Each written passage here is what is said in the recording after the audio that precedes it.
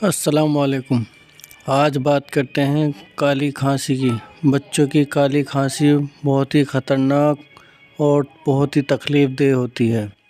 बच्चों की काली खांसी के लिए दो चीज़ों का इस्तेमाल करना होगा। सबसे पहले एक रत्ती काकड़ा संगी लेनी है और उसको बारीक पीस लेना है। बारीक पीस कर थोड़े से शहद में मिलाकर बच्चों को चटानी है।